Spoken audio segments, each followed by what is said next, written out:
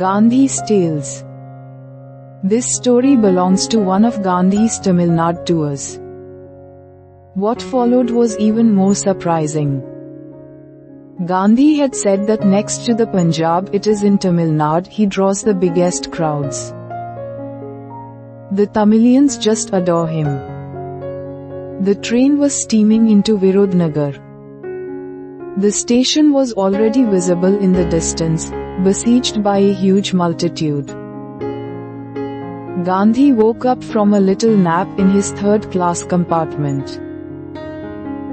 He had the rare trick of snatching 10 to 15 minutes naps on his journeys, which were very often crowded with public meetings.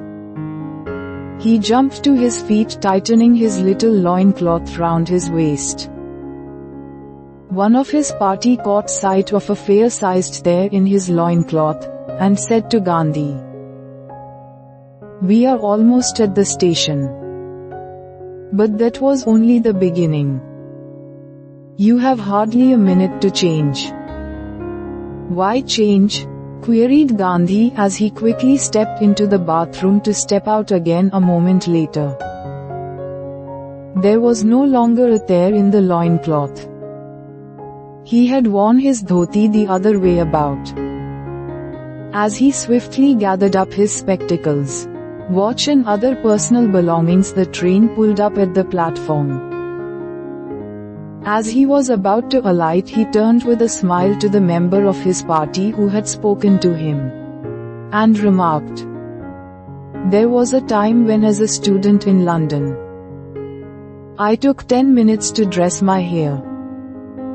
Now I only need half a minute for my entire toilet." Then he stepped out and was ready for the reception. It was during this tour that Gandhi perfected his technique of snatching 10 and 15 minutes naps in a motor car.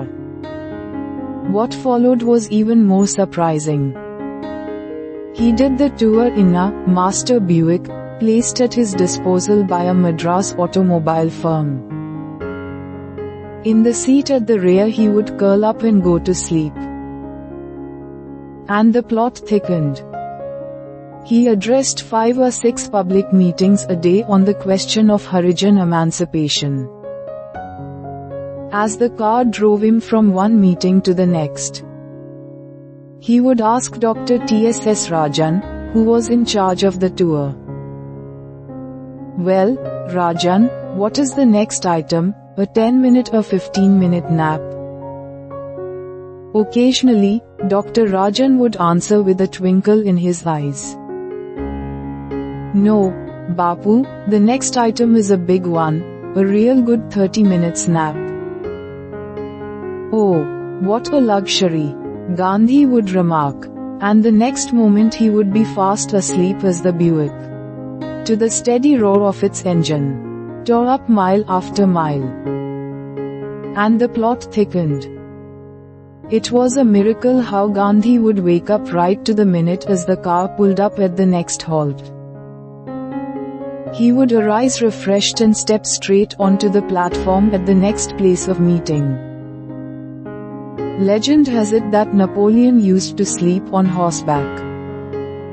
The Napoleon of India's nonviolent struggle not only slept in a speeding motor car, but to an exact schedule between mammoth public meetings.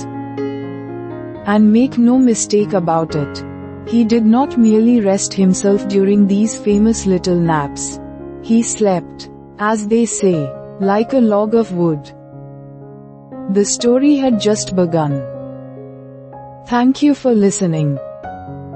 Join the journey, subscribe for more stories.